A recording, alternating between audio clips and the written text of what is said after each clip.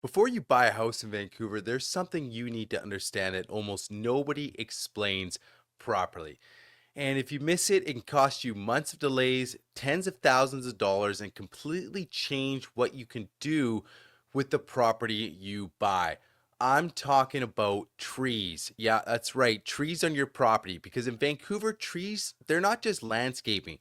They're regulated, they're protected, and in many cases, they have more control over your future plans than you do as the homeowner. And here's the part that catches buyers off guard. Just because a tree is close to your foundation, damaging concrete possibly, or affecting your drainage, doesn't automatically mean the city will allow you to remove it. I've seen buyers purchase homes with the intention of renovating, adding on, or even rebuilding, only to find out later that a single tree stopped the project entirely. No addition, no rebuild where they wanted it, months back and forth with the city, arborists, engineers, and consultants. All because this wasn't understood before they bought. So today, I want to slow this down and explain things properly. I'm going to walk you through why Vancouver is so strict about trees when permits are required, why damage alone often it's not enough, the real costs that are involved, and how trees can limit renovations, rebuilds, and future development on your land. Before we do this, guys, I'm Ryan McMillan, a local real estate agent here in Vancouver. Help people buy and sell homes. If you're new to the channel or you've been hanging around the channel, you haven't subscribed yet, go down, hit the subscribe button right there on the screen. You can also book a call. The QR code's there as well. Also, all my links are in the description. Let's get into it. So why is Vancouver so strict about these trees? Vancouver protects its urban forests very aggressively.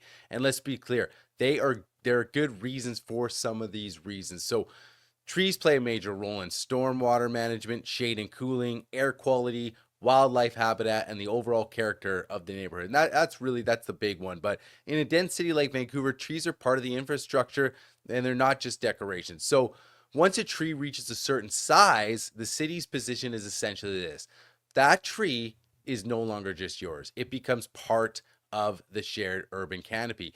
That's why Vancouver's tree rules are much stricter than what people expect, especially if they've owned property in suburbs or smaller cities prior to moving to Vancouver. And this matters most in these older neighborhoods you see. Areas with older housing stock tend to have more mature trees, narrower lots, tight setbacks, limited flexibility for new construction, which means trees and buildings are often competing for the same space. So let's break it down. You see a tree and you're thinking, well, I can cut this down, but wait a sec. Let's talk about permits. So when is that required? So in Vancouver, whether you need a tree removal permit generally comes down to size. Tree size is measured using something called the diameter at breast height, or DBH, measured about 1.4 meters above the base of the tree. Once a tree reaches roughly 20 centimeters in diameter, it's typically considered protected and permit controlled. And here's where some buyers will get caught. That threshold is easier to hit than people think. Multi-stem trees can qualify. Trees that don't look massive can qualify. Trees near property lines can qualify. Hedges that are individual, they qualify as an individual tree. So when buyers say, it's not that big, that doesn't really matter. What matters is how the city measures it. And if you're buying a detached home with mature landscaping, especially in established neighborhoods, you should assume tree permits are part of the conversation. And this is important to understand early, because everything that follows, if you're thinking about renovation plans to future development potential, because we see that happening a lot now, obviously, with the new zoning, it really depends on one detail. Let's switch lanes and talk about why damage is not an automatic approval. This is one of the most frustrating realities for homeowners. Most people assume that if a tree is cracking concrete, you're lifting sidewalks, interfering with your drainage, interfering with your foundation, then removal, like automatic, city's going to sign off on it. In Vancouver, it often isn't. So the city works off specific criteria, and removal usually requires professional justification. And that onus is put on you. So this can include a certified arborist report, assessments of tree health and risk. They're going to write a report based on, is the tree healthy?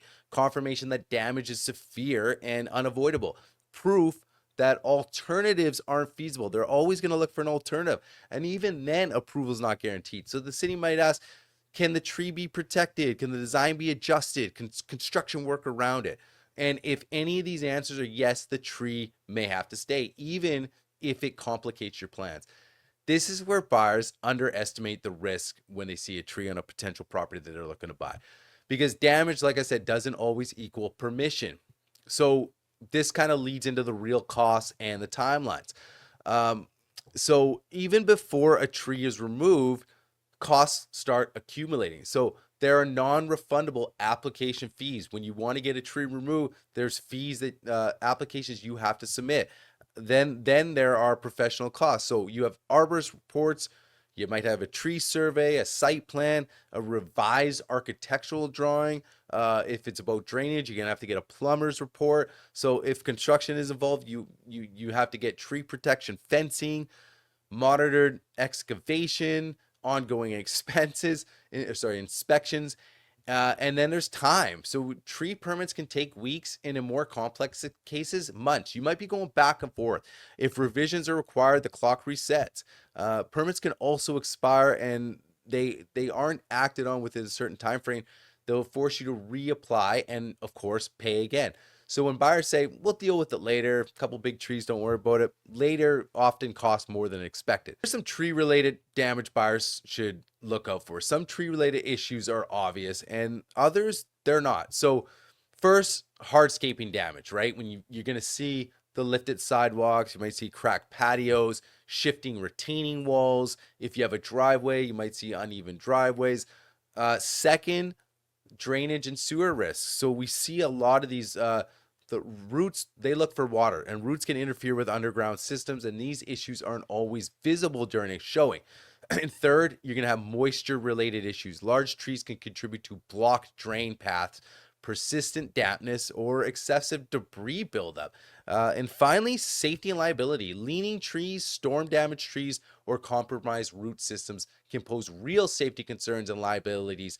Again, sits with the homeowners. I'll say this too, the city will not be proactive. So that's for you and your realtor to be more proactive and say, okay, how are we assessing these trees on this properties? You might want to get an arborist report before you go ahead with the purchase. And not only for future plans, but this is a safety thing as well, because as we've seen, we are having drier summers, and what happens with these trees, they dry out, they're more likely to split large branches if you have a tree that's hovering over your house.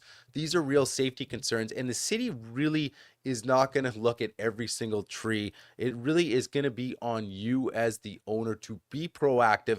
And if you just think some of these things are red flags when you're looking at a potential property, even if you love the house, the trees are a way bigger deal than a lot of people know about and want to admit. And it could really cause permanent issues because the trees aren't going anywhere if the city says they're not going anywhere. Let's segue into the future build and development problem that we've sort of touched on at the beginning. This is the most important section, I would say, especially in Vancouver, if you're looking to develop. And most buyers don't purchase detached homes usually thinking only short term.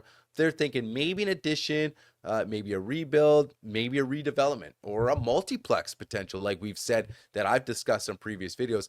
But here's the reality: a protected tree in the wrong location, this can restrict your building envelope completely. It can limit excavation depth, block construction access, and force major design compromises. And in Vancouver, tree removal is often tied to issued permits, like I mentioned. So if you don't already have a permit showing a conflict, removal may not be approved at all. So that means you may own the land, but the tree controls now what you can actually build. So replacement trees and security deposits can also be required. This adds further costs. This is where buyers realize trees aren't just landscaping now. They're a planning constraint. So let's move up here and talk about the buyer's checklist. What to think now before you buy. So if you're buying a detached home in Vancouver, here's the mindset shift that I recommend. Don't just ask, is this house nice? Also ask, what do these trees mean for my future plans? Look for large trees close to the structure. It's almost an obvious one. trees inside likely building areas, trees near property lines, visible root or surface damage, limited access around the home. Ask, have permits ever been applied for? That's going to give you an indication if someone's applied for them and they've been rejected. Are there any arborist reports? And has the city flagged any trees, right? You look back at all the history. And most importantly, never assume you can just remove a tree later. In Vancouver, that assumption gets people in trouble. So wrapping this whole thing up, we're talking trees. They're a huge part of what makes Vancouver beautiful. I mean, people love trees. I love trees.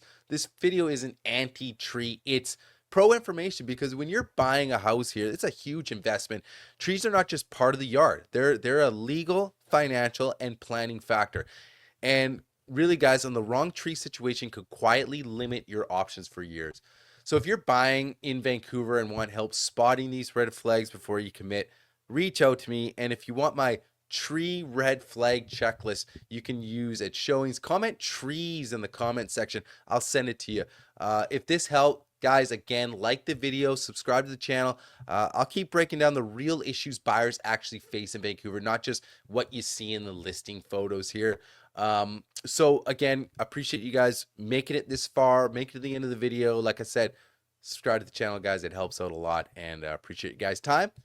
We'll see you guys in the next video.